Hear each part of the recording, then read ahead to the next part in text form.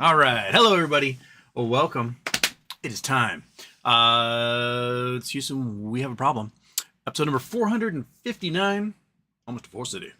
Well, it's going to be a short show. I only got an hour, but it was a lot. Just like between when I posted the show 18 minutes ago and now, like things are happening. GameStop bounced off 24 in after hours. Newell Brands, who've been rumored to be part of this thing, just offered a $2.75 billion shelf offering similar to GameStop, where they have 7 possible securities being offered. That's weird. Maybe we're back to chin stroking. I don't think I'm going to twiddle my thumbs anymore. I think I'm back to chin stroking again. Thumb twiddling is out. Things seem to be happening. Right before close, somebody dropped $4.75 million for $20 in the money calls for the June leaps. That should be pushing some things. I wonder if it's the same person who did the $12 calls a couple weeks ago for last week. Metamaterial released a press release saying they're going to sue the market manipulators, that they have enough evidence together that they're going to file a lawsuit and take those guys on. So do you think it's actually going to go to court, or do you think there's going to be some sort of paltry settlement? That's the two ways that can go. So, did I miss anything else today, Monkey? Yeah, the stock kind of went today. My options, which were worth so much money last week, opened at 2,600, went down to 800, back up to 2,600 to close the day. It's just like a perfect little U. Oh well, let's see where they go. And someone put together. Someone posted a link to it on the subreddit, but they put together all of the DFV videos going in reverse, and it makes a lot more sense. I highly recommend watching it. It's like an hour watch, but watching them in reverse, you're like, oh wait a minute, I think I know what's going on. Guy starts out with DFVs. He left. He's gone. It's June 2021. You're not going to see him anymore. And it goes through like, hey, I can't talk about things. I can't mention this stuff. And he talks about how he can't talk about things or mention stuff. And then you get to the stock going whoa whoa whoa whoa whoa whoa whoa whoa whoa, and how frustrated he is, and people saying it's over. Then he's like, it's not over until I say it's over. And then the bat signal coming up for him, combined with him saying, you know what, I'm just going to do it myself, which makes you think he might be the one behind these options. Maybe, perhaps. Keith, you want to come on the show and explain yourself? I'm glad you have you come by. Monkey butt. Boom. Scratch your butt. Scratch your butt. Scratch your butt.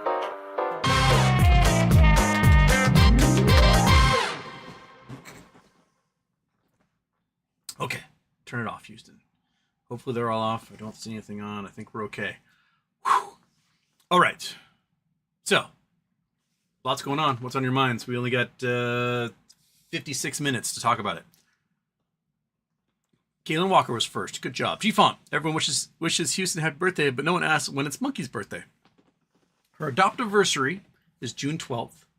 We don't know her birth date, but from the vet, looking at her gums and everything, the first time I brought him in, she estimated she's about 9-10 months old. So we think sometime in August 2015, right? You're about to be a 9-year-old lady sometime this summer, you old hag. Yeah, that's what I'm talking about, you. So, yeah, it's August 2015-ish. She's born in the jungles of Hawaii. I have no idea when or exactly where. Latinum, since black holes can increase in size, does that mean there's a maximum amount of matter that can fit in given space? If so, that would mean there would be no white holes, correct?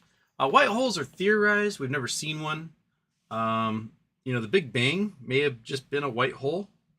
As far as black holes go, we've seen black holes hundreds of billions of solar masses in size. So we have no idea if there's an upper limit because we just haven't seen any that big. So, yeah. As far as their productions, Happy Birthday made the top. Caitlin Walker, White Hole is a star. That's No. J-Dog, Portugal Blue Meteor. Yeah, there's a big meteor. Went over Portugal. It's caught on lots of dash cams and like party videos and stuff. We don't know what it is unless they find pieces of it. It can be one of like three things. You got iron nickel meteor, a stony meteor like carbonaceous chondrite, or space debris. Which a couple weeks ago, a piece of space debris from a European space agency satellite crashed through a house in Florida and destroyed the roof. And the homeowners are in a fight with their insurance company over who has to pay for it. Yeah, so it turns blue, not because of the material that's made up of the meteor, but because of the air that's getting compressed in front of it. That's where the fire comes from. That's the quick ionization of that air. So you'll see blue-green from the ionization of oxygen and nitrogen as it pushes through the atmosphere. So the green comes from the oxygen, the blue comes from the nitrogen. And there you go. And most meteors, if they're a decent size, when they hit, they'll actually be cold to the touch because they didn't spend enough time warming up in the atmosphere. So you got something that's been, close to absolute zero out in space for a while, flashes through the atmosphere for 20 seconds, hits the Earth. Well, most of it's going to be pretty cold still. It's like when you cook a frozen burrito wrong. It's hot on the outside and cold on the inside. Apache Football Films. I haven't seen Apache Football Films in a while. Houston. Large and GME, BBBYM, TLP. Yeah.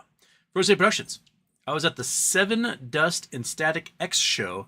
They play music during stage changes, and there was a large percent of biker-looking dudes. When they played a BG song, it was refreshingly odd to see them dance.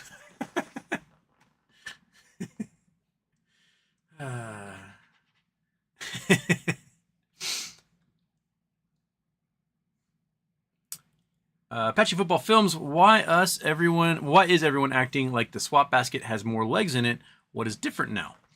The difference is when the swaps were made, the stock price was perhaps half of what it is right now. So that means they're going to have to probably close some positions if they want to be able to push it onto somebody else because it's underwater.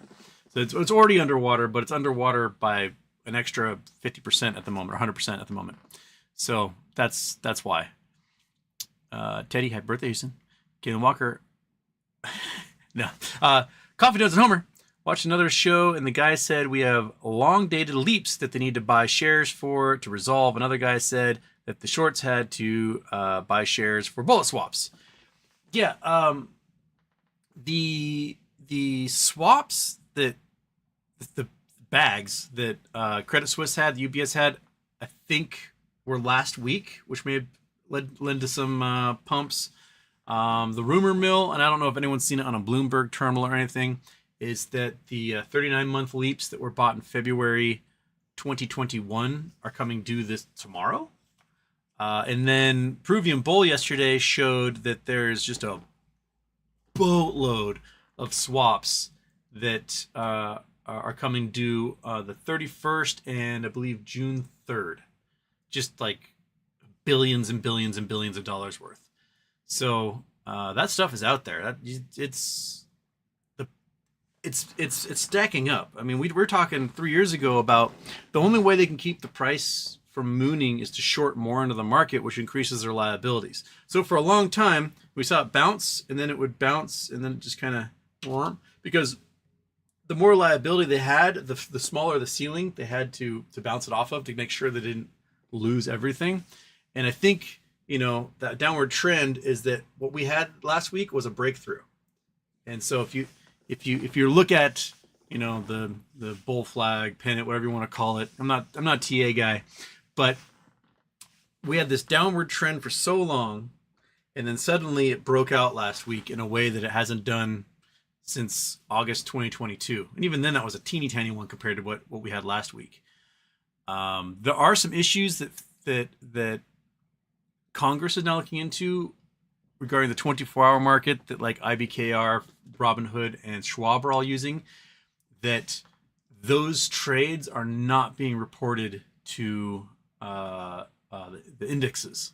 So the exchanges exchanges have no idea what the prices are, which is why we would see like an $80 after hours and then would open at 30 or whatever. Like, because Robinhood never sent that information to the main exchanges, so it never recorded the price.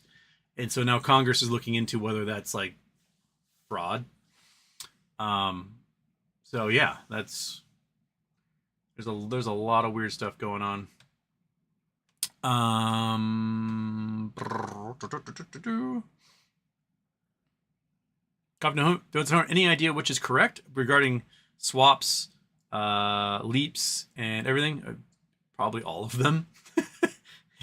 Gymnius. Houston. Today might have been U-shaped, but it looks like GME is poised to get worse and worse each week if you're betting against them. Fingers crossed they have something sneaky for earnings. I think they've got lots of sneaky things planned for the next days or weeks. It's going to get weird, man. I keep having posted under my little description. Each week's going to get weirder and weirder. That's exactly what's happening. It's just getting weirder and weirder and weirder. I have a feeling that what Ryan Cohen is doing right now is he's posting his play in that S3 and 8K right under the noses of the shorts. Be like, look, this is what I'm doing. You guys don't understand. You guys did not read the fine print. You have no idea what's happening here. There's language. Hey, Ross pointed out earlier.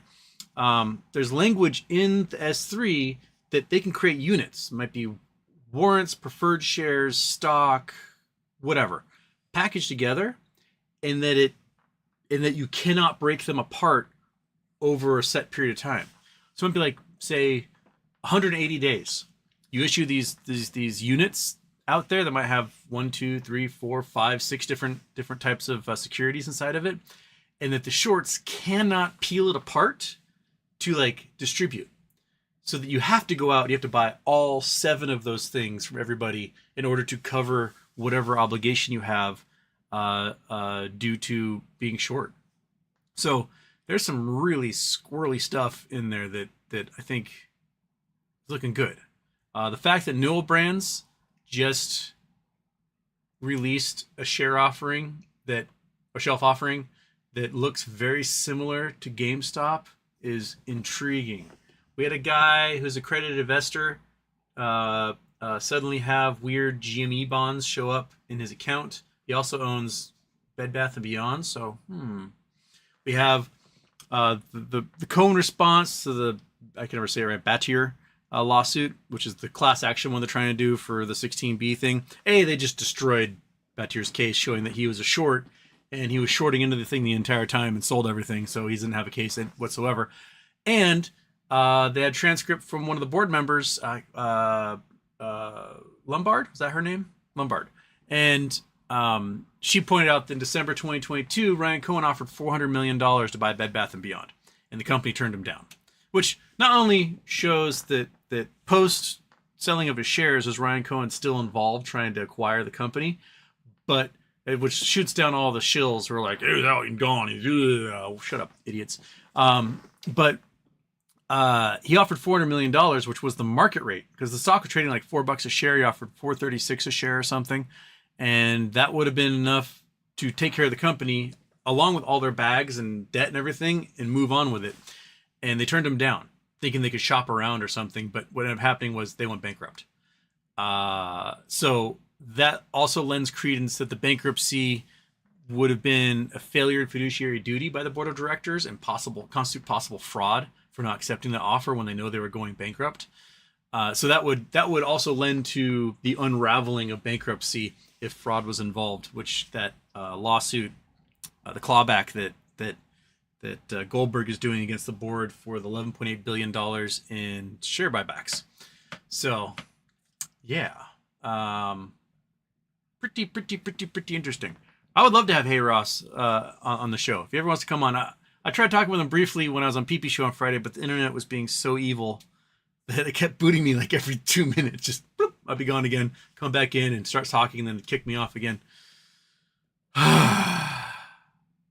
Anyway, yeah, if anyone wants to ask if he wants to come on the show, I'll gladly do it. Okay.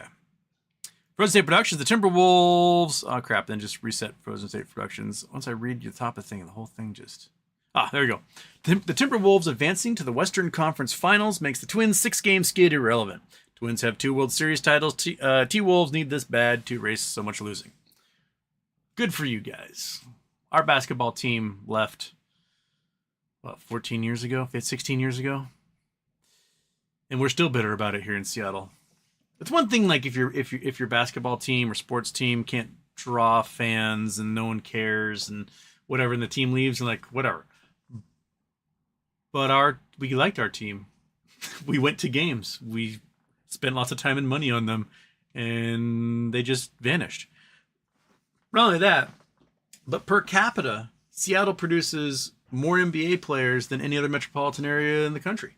So, you can go to Green Lake, and over in Seattle, go to the Blacktop in Green Lake, and you can play basketball games against Jamal Crawford, Gary Payton, Sean Kemp. They'll all be there playing Blacktop pickup basketball games.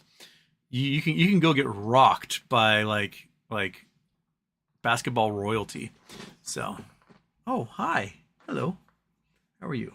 Well, you look so sweet, don't you? Yes, you do. Okay.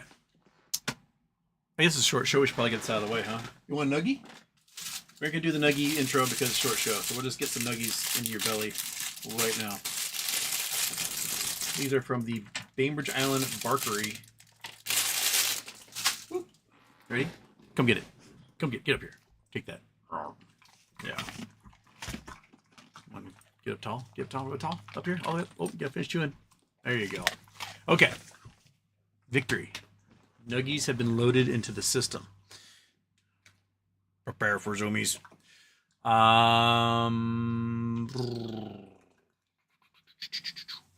Patchy football films with a final implantation of the cat system bring more runs.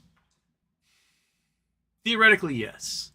The cat system is only as good as the regulator who uses it, right? So if we can see where all these shares are coming from and where they're all going, and if they're being created out of thin air and ever being covered or closed, if we can see that stuff, then hopefully somebody looks at it and goes, oh, crimes are happening, and does something about it.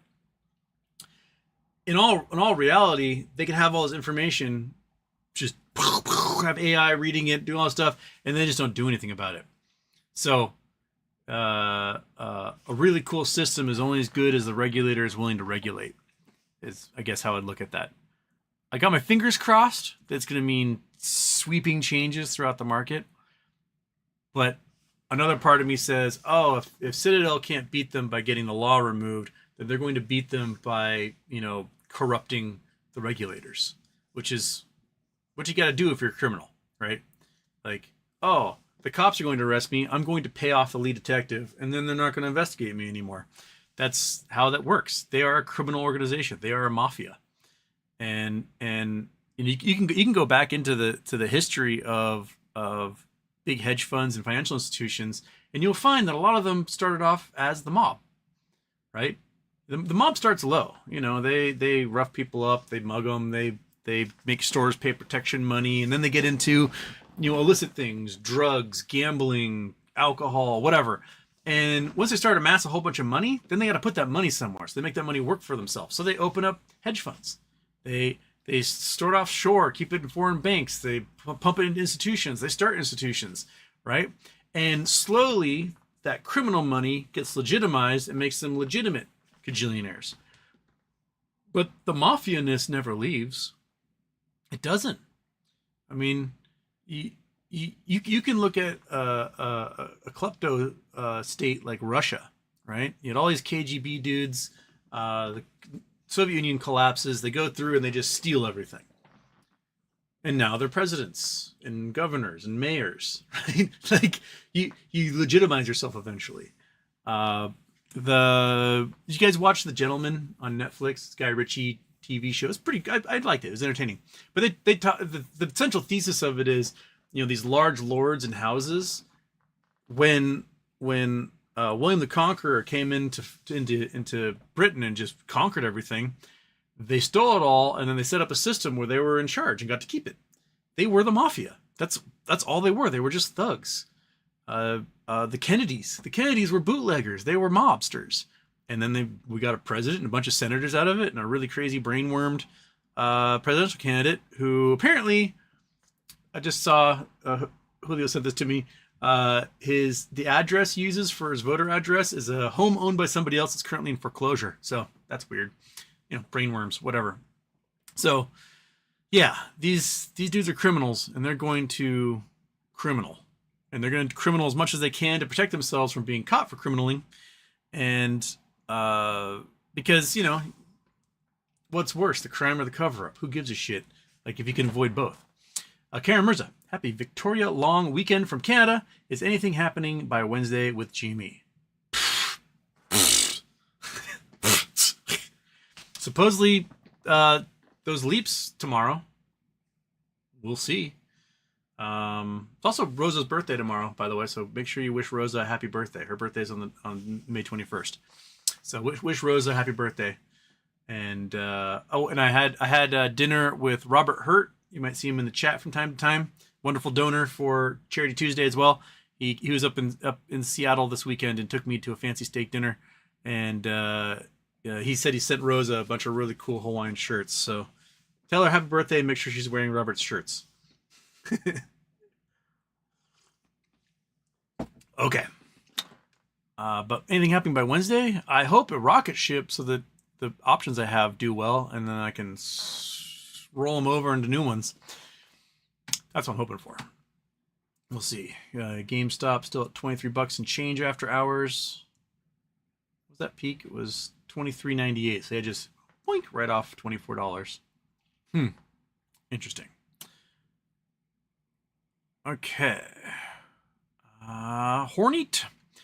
Happy birthday, everyone. Houston, opinion on hedge funds putting their swaps into a big basket.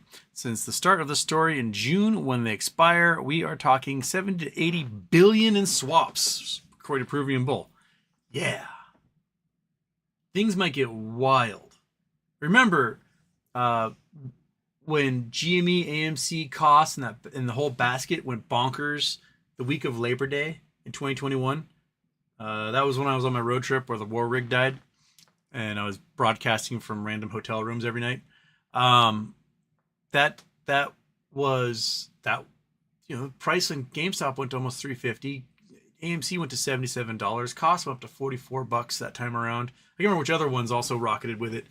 But if they package all that stuff into swaps 3 years ago and they are come due that weekend, we might see some crazy stuff. That might be why that person bought 1,000 or 10,000 GME calls in the money at $20 right at the end of the day today. And I wouldn't doubt if we see more of that happening.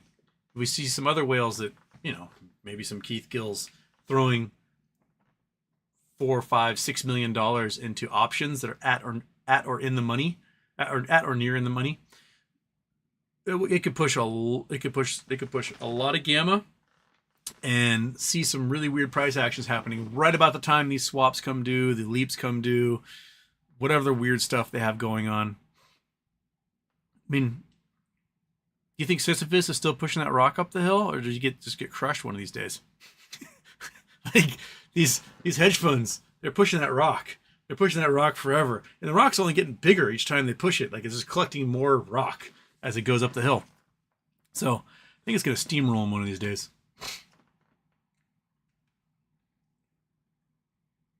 Coffee Donuts and Homer, do you think RC would issue us warrants instead of shares as a dividend?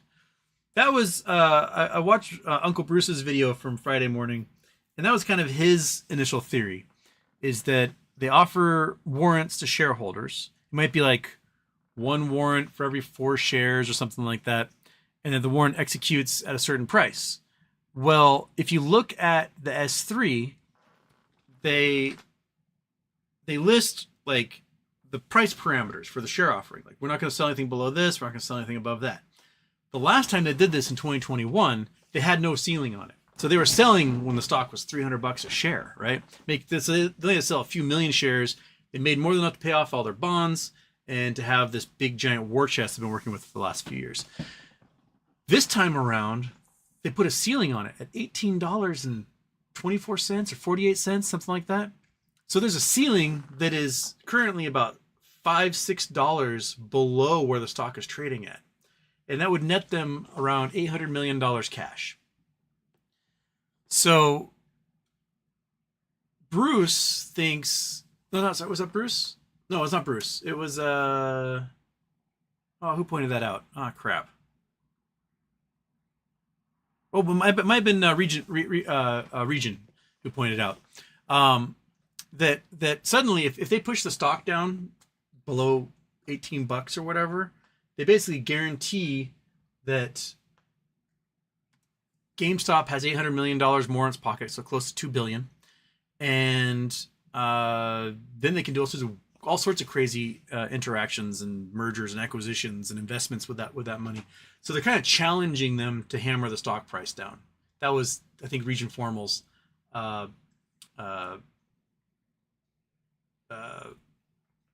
thesis about that. Yeah, so things are just spicy. They're heating up. They're just muy caliente is what we got going on. But man. Okay. Daphne says Rosa got married. Oh, did she actually tie the knot? I knew she was engaged. Haven't heard from Rosa since before Ramadan. So come on, Rosa. Let me know if you want to come on the show. Also, happy birthday. But yeah, if he issues those warrants, it would probably be to shareholders. So that if he issues those warrants, those become a dividend. And that means all the shorts have to go into the market and buy warrants, right? But if the warrants are tied to other units, preferred shares, I can't remember all the different weird things they had for those units, then they have to buy everything inside that unit, plus shares, causing multiple squeezes to happen on the same stock. Kind of like what Overstock did with their T0 token, is that they caused both the T0 token to squeeze and the stock to squeeze at the same time. So, and this time around, we're smarter. We know to hold, right? Be like, no, I don't want to give this up. You guys have 90 days to figure this out. I've got 90 days to go, I'm not going to do anything with it. I'm just going to sit here until the price goes absolutely crooked. We're rocking and rolling, man. We're rocking and rolling. We're cooking with fire. So, yeah. Coffee Donuts and Homer. I thought they put swaps into an obligation warehouse, not ETF basket. The ETF basket is the XRT ETF, which this guy here. There's a whole bunch of things in it, but these are the top holdings in it as of May 16th. GameStop is the biggest. You got Carvana, Warby Parker, Boot Barn, Nordstrom, Sprouts, Victoria's Secret, and then it goes AMC, Root, all sorts of different things we saw in the meme basket in this thing as well. This is what they peel apart to short. So they take these things, they peel them apart by the bajillions, because again, you got 2.64% in here of GameStop, and that gives you what, like almost 40 ETF shares to get one GameStop. So you got to short a crud load of this stuff. And so when something like GameStop rockets, it causes XRT to rocket and everything in that basket to rocket. So the price of all those shares to go. So this is why GameStop led in 2021, because they are the biggest, heaviest weight in this ETF basket. The swaps are the obligations they have. So you short, let's say you short 1 million shares on GameStop when the price was like $30. So you made $30 million, but you did it naked. So you now owe 1 million shares by T35, and you get the T35 and you didn't go buy those shares. What you do is you package it up into a swap and you trade it with someone else, and it resets. And so it's off somewhere. It's no longer your problem, and the brokers just sort of lose track of it at that point until the swap expires and they open up and go, oh my God, all these things are owed. So that's the difference between the two of them. The ETF basket is everything that's probably inside the swaps, and then the swaps themselves are the actual obligations to the shareholders they sold stuff to. Karen Mirza, could this dog get a treat in Cattail Karaoke? Another one? Another short? Well, it's a good day. I don't know if we can get Cattail Karaoke in, but we can do another. Oh, yeah, she's quick. She's quick. She hears that cellophane. Want 2 more? Yeah? Your eyeballs are bugging out of your head, dude. They're bugging out. These little wheat things are just delicious, aren't they? Come on. Let me take, oh, yeah. crunch. Come up here. Come on. Get that. There we go. I got the monkey punch.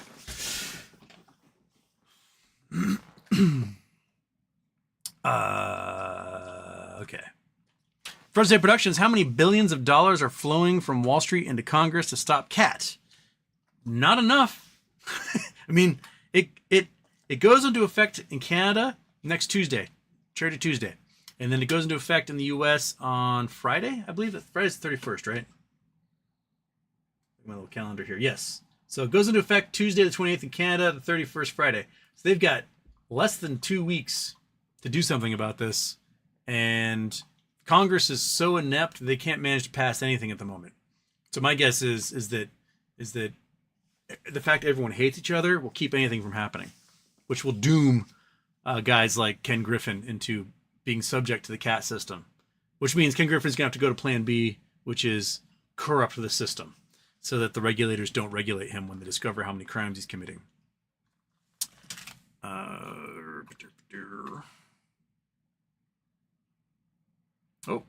Oh, Daphne sent a thing from Rose's wedding. Oh, fantastic. Yay, on the 4th. Aw. All right. Congratulations, Rosa and Rosa's new husband.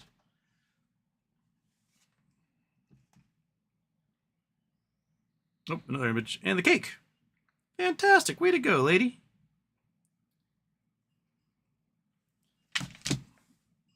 Come on.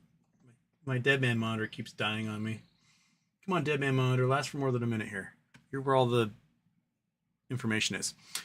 Okay.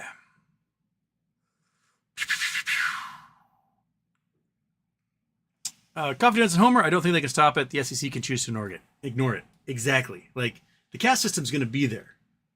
And it just depends on if they're going to look at it or not. I feel to ignore naked shorting. Yeah. Keegan Murphy.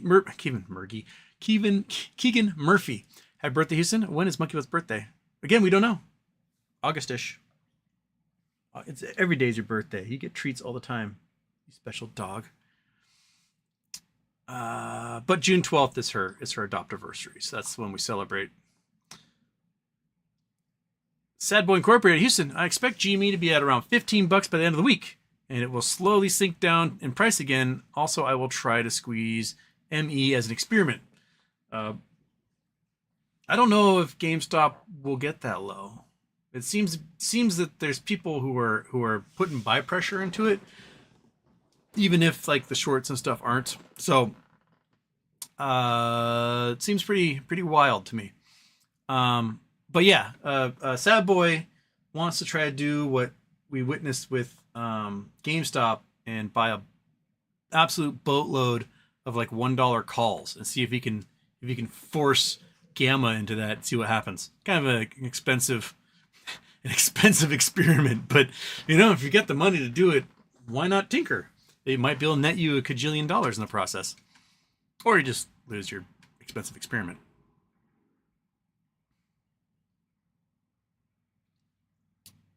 Lord Jameson, I feel like there's so much potential and I'm ready for an amazing finish finally, but it always seems the people that don't want us to succeed have their dirty hands on the strings. GME or Mariners. Truth. Coffee Donuts and Homer, SEC and FBI don't have the balls to go after Citadel. Man, I wish they would. It would make a hell of a gangster flick.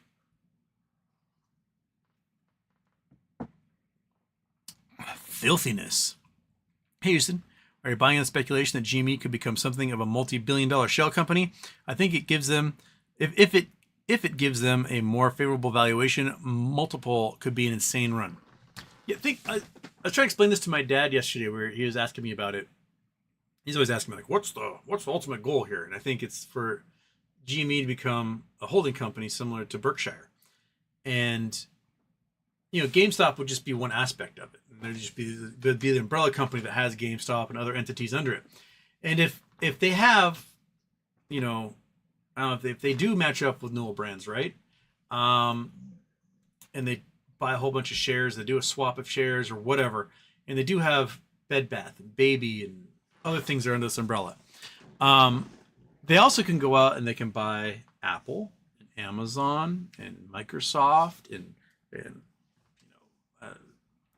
Lockheed Martin and whatever, and then go take huge chunks, each one of these things, giving them giant blue chip holdings.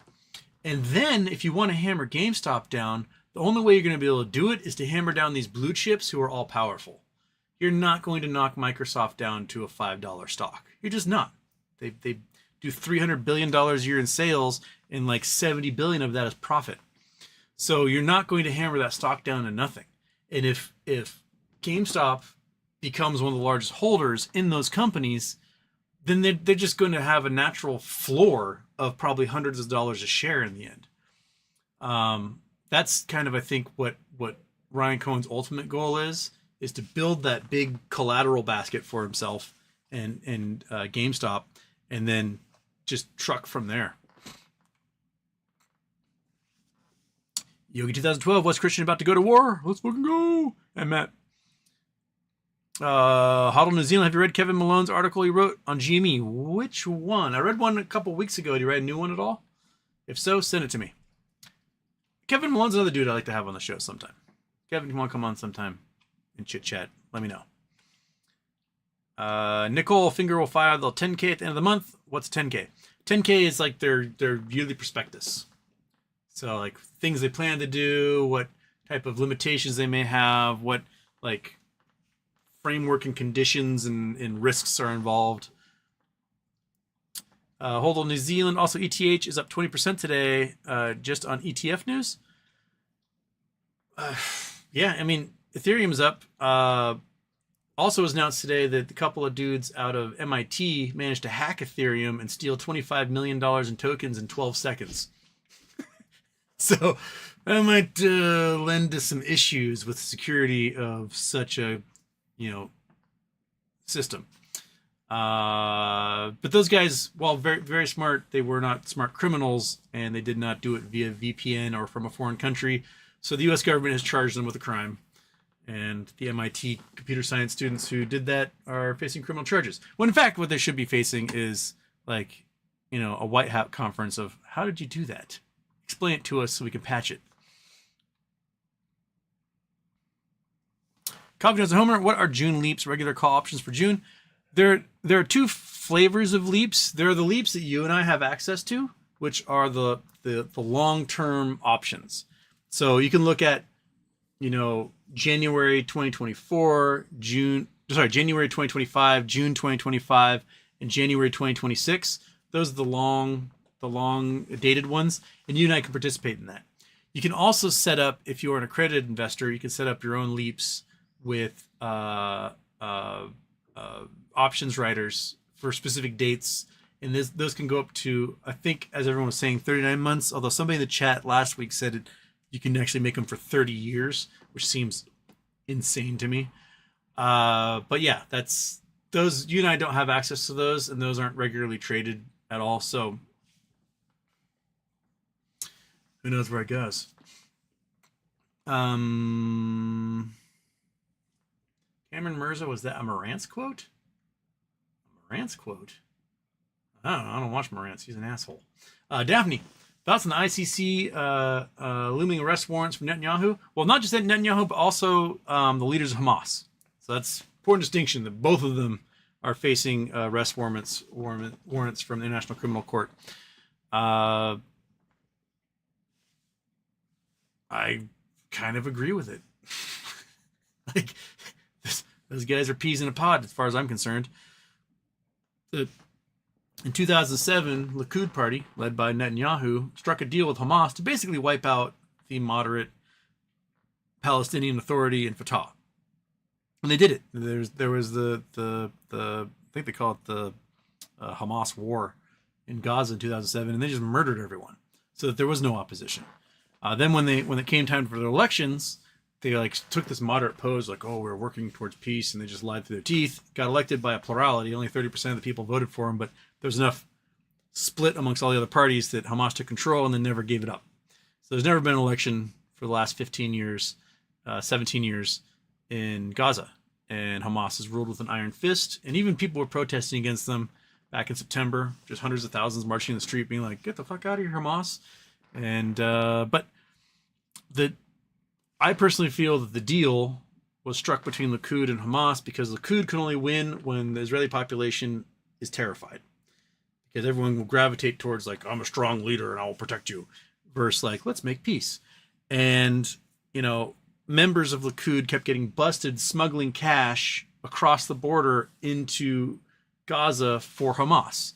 There was one of them had $30 million in suitcases that he smuggled in. And because you'll notice Netanyahu is a criminal.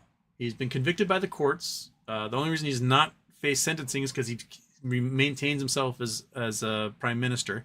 But anytime protests got really large or the courts looked like they were closing in, you would find a whole bunch of rockets get launched into Israel, and then everything goes uproar and everyone leaves their protests and reports to their reserve units, and everyone goes, oh, we're so scared. Thank you for protecting us. I think that Netanyahu's government knew that there was going to be an attack on October 7th. I don't think they knew it was going to be this big. They're like, oh, I'll go down there, attack a couple of people, and they'll jump across the border. I don't think they thought it was going to be over 1,000 that were going to die and 300 kidnapped. And it was it's kind of their August 8th memo, you know, the one that George Bush got that was like, Al-Qaeda determined to strike inside the U.S. That was the name of the memo. And Bush was just like, I'm going to cut some more brush, make that mesquite. And then they attacked. So either they ignored it, or they knew it, or they didn't know it's going to happen because they ignored it, or they knew it was going to happen and then ignored it anyway, not realizing it was going to be as big and as bad as it was. Both of those are, one's criminal negligence and the other is conspiring with a criminal, basically, at that point. And then, you know, the response has been not so much like, let's solve this problem and get our hostages back, but they've been like blowing up their own hostages, gassing them in their own tunnels.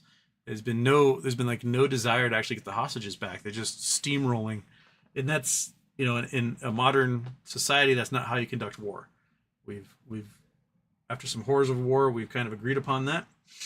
And yeah, I think I'm totally all for it. Arrest them all. I mean, there's still tons of protests going on in Israel. They're like, hey, what about our hostages? And Netanyahu's government's like, bomb. So it's messed up. The whole thing's messed up. I don't know what the ultimate solution is, but this is not contributing to the solution, I don't think. Okay. Lost ways with a talk about Newell brands. Well, there might be a merger because their language, I only got to briefly look over it real quick right before the show because that's when I saw it. It was in those 18 minutes between when I posted and the show started. Newell Brands is doing a shelf offering, $2.75 billion, I think. And they're doing it through the same security, 7 possible security combinations, just like GameStop is. Now, Brett Icahn, he was on the board of Newell Brands, and he left weirdly last year. And for some reason, IEP announced that they're selling their stake in it. Weird things are starting to happen around these groups that are all connected to each other, and the fact that those two S3s are really similar in language makes me think that the same team is working on both of them. And so yeah, there might be a merger acquisition. There might be something going on between them. I guess we'll see what happens as it unfolds. But yeah. J-Dog, new 2016 P. Diddy security video shows him guilty of assaulting ex-girlfriend. Yeah, the video is disgusting. I don't recommend watching it. She's walking down a hallway, going to elevators. He chases her down, knocks her to the ground, drags her back to the hotel room, beats her. Is the one she talked about, and she went to security, and security apparently had like deleted the videos. And then P. Diddy released some sort of like apology video from whatever tropical mansion he's in at the moment. He's like, you know, I've grown as a person. I realized that I was doing bad things, and I just want to be a better man and like own up to my past. Like, okay, well then come back to the U.S. and up to your past, buddy. Why you're in a non-extradition country right now? How about you try owning up to it by actually owning up to it? No, P. Diddy sucks. As Josh Johnson put it, terrible rapper, an amazing villain. MMAT pumping up after hours. Where's MMAT right now? Let's look at MMAT hit. Where are you? What, 439 after hours? Is currently sitting at 410. So up 78% after hours. Not too shabby. Not too shabby indeed. All based on that news. Exclusive 605. So are our senators and other crooked elected officials loading up on GME yet? That'll surely be a clear sign of MOAS. Wouldn't it be amazing if suddenly the Nancy Pelosi ETF had like 50,000 GME calls in it?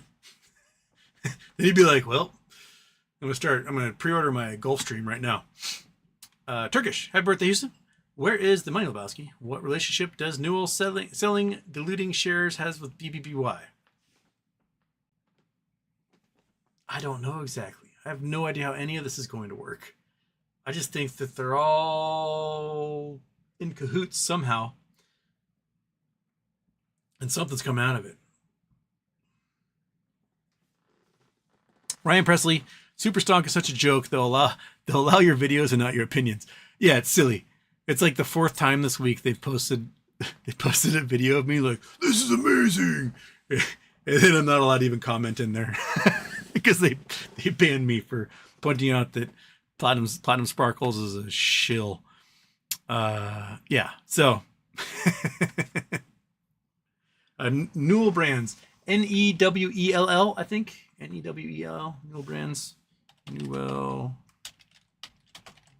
Brands, S3. Here we go. Is this the one from today?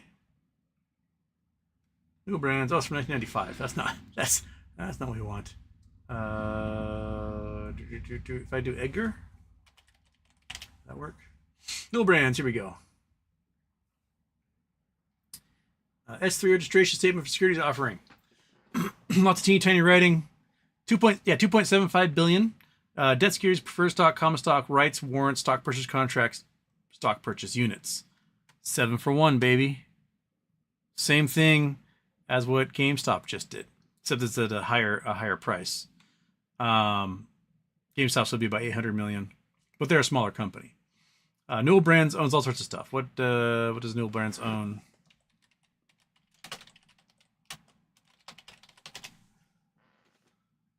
Rubbermaid, Sharpie, Graco, Coleman, Rubbermaid Commercial Products, Yankee Candles, Papermate, Food Saver, Dynamo, Expo, Elmer's, Oster, Nuke, Spontex, and Chimpingas. I don't know what that one is.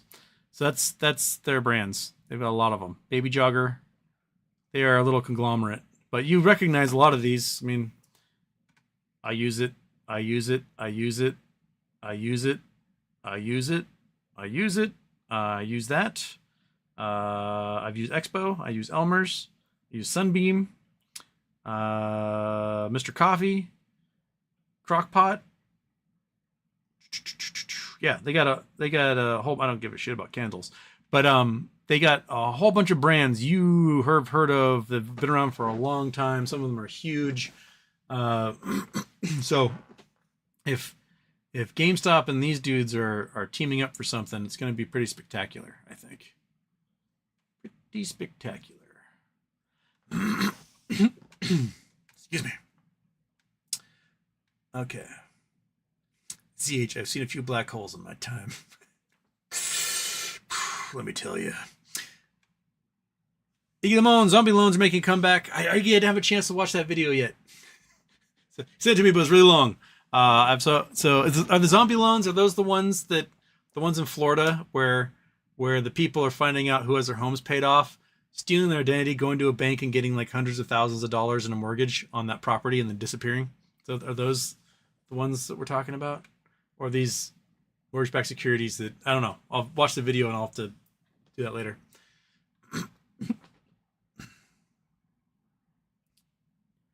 Citizen 54, speaking of finding bits of things, the Iranian president is dead. How will its supply of weapons to Russia affect the war in Ukraine now that he's dead?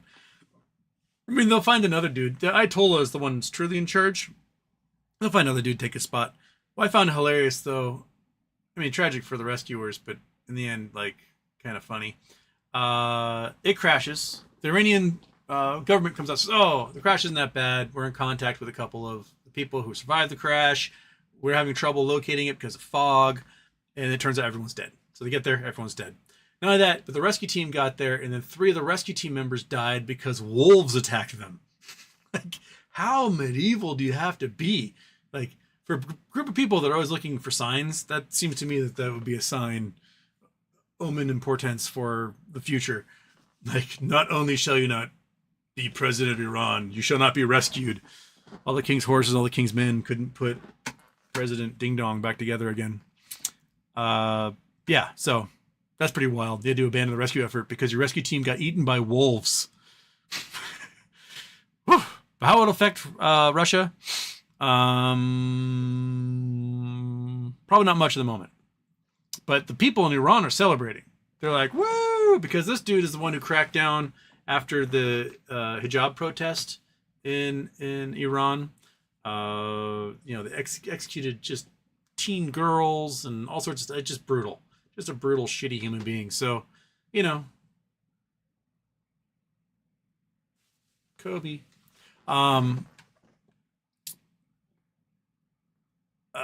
Jason Blackwell, Houston. Since ICANN owns 90% of IEP, could he do something diabolical like forego his portion of quarterly divvy to boost the remaining 10% of divvy by 9x and watch payment in lieu fly?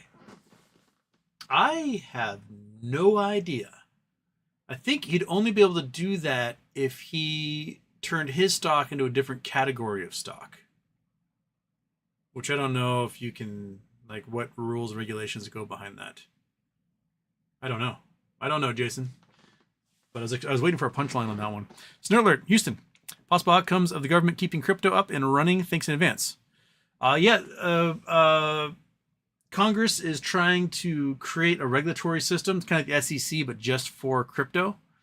I'm not sure how it's going to work. I'm not sure what it is, but it sounds like brokerages or trading platforms are begging for this because they need some guidance. My feeling is that every decision they're going to make is just going to allow them to consolidate crypto even more into that 1%. There's this dude that's always posting on the Facebook Wall Street bets every day, like 5 posts a day about Bitcoin and how it's like, it's the people's coin. All these ETFs are buying like crazy. They keep pointing out like ETFs are consolidation of these assets by the rich assholes. That 97% of all Bitcoin is owned by 1% of wallets, right? Everyone else just has little chicken scraps, little feed, little dusting of fart is what they get to gobble on, while the big wallets control everything. It's not egalitarian. It's not, everybody's going to be using Bitcoin in the future. No. There's more concentration of wealth in the 1% of Bitcoin holders than there is in any other asset on Earth. More so than gold, more so than stocks, more so than property. Bitcoin is concentrated at the top more than any other asset. And yet, people are like, it's going to be free to the people. No, these dudes are consolidating. That's exactly what they're doing. They see it's worth something, they're buying it all up, and they're going to control it because that's what they do. And we're going, woo! My quarter coin of Bitcoin I could afford is worth twice what it was before. So yeah, there we are.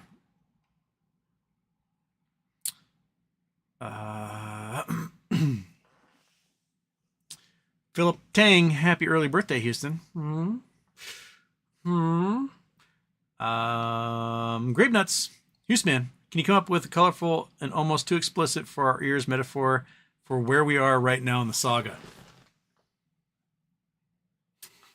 Oh boy. I got 5 minutes to try and come up with a good metaphor for where we are in the saga. Okay.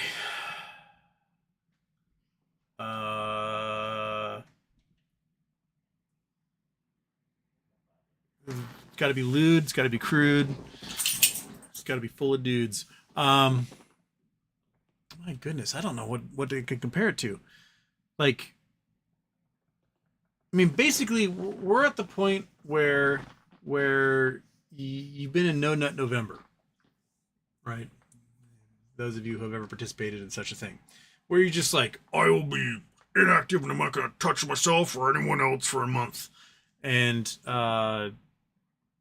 you're vibrating. You're absolutely just like, but patience is going to make you appreciate it more, right? And I think we're at the point where it's like November 28th, and you see the light at the end of the tunnel, and you know it's coming, and you know that you will be coming soon as well. And I think that's kind of where we are. That you know it's going to explode. You know it's going to happen, and you know you're just really close, and just a couple more days. I think that's that's the best metaphor I come up with off the spot. Okay. Danny Motes, Houston. How can we ever win with GME if buy pressure gets routed off exchange? It may no longer matter because anything gets routed off exchange will have to get reported in the CAT system, and it will no longer be dark. So that's the hope that we see at the end of next week is that we see where all this stuff is going, and we see the price action on it at all times, regardless of where it is. So here we are. Maybe the regulars will actually do their job. Kaylee Reed, happy birthday, Houston. GME and its investing committee now has the ability to buy back 100 million shares, purchase over $1 billion in shares to hold on their balance sheet, and sell for a higher price on a massive price swings. Also sell 45 million shares during that extremely large price increase. They can now effectively battle the market makers in every direction of their price swings. Possibly, except the 45 million have a price cap at $18 and change. So that's the weird thing. That's the weird. I think it's to make the warrants really desirable, right? Because if the price goes to $50 and you can exercise your warrant at $18.24, then you're getting a screaming deal, which makes the warrants worth a boatload of money. Especially if A, you get a giant premium on your stock, and B, if all the shorts are short on the warrants. So, like I said, things are going to get weird, man. They're going to get real, real weird. Daphne says, help boost the channel by liking and subscribing and sharing the stream. Oh, yeah. Like, subscribe, share, pet your neighbor's cat, feed treats to squirrels, and, I don't know, forage for mushrooms in the forest. Do all those things. And reset the chat, and I only have like 2 minutes here. Okay. Only Ken Dong. Hello for Northern Ireland, Houston, and fellow peeps. Hello. RB1986. I think GameStop will become a holding company in the long run. I think you are right. Luis Gonzalez. You mean one stock can be 6 figures like Berkshire? Yes. Daphne Ross Brown, aka Hey Ross, has been on Twitter Spaces dropping mad knowledge. He seems like a smart dude. And apparently he's got really great holdings as well. Poke HS, what happened to your calls? They went, woo! That's what they did. Perfect. The graph is shaped like this. It opened and it closed. Exactly where it was. So maybe tomorrow something interesting happens. I don't know. Mark Wood, impressive GME recovery from $18. Very impressive. Daphne, can send him a message. Oh, thank you. Seagill, happy birthday. Why should everyone have sex with people from Finland? They finish. They is. Alexander K, happy birthday, Houston. Enjoying a sunny day in Maui today. Well, we've got a sunny day here in Seattle, so. Daphne, I believe Ross lives in the area. Is he a Seattle dude? Maybe we could do it in person. Enter name. What's going on with Sears Holding? Excuse me. Definitely not sneezing, but I haven't heard any word recently. Is Pong in the basket? That's Atari, possibly. All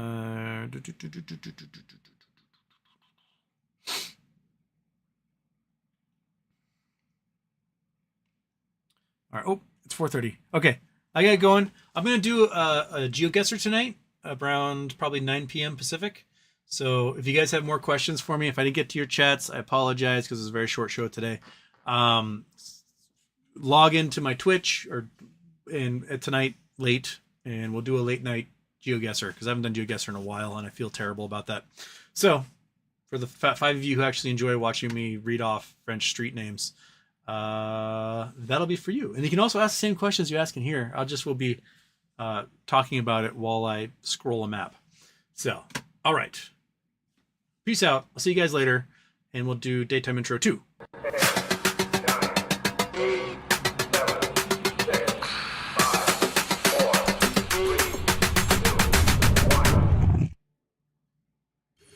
Houston, we have a problem.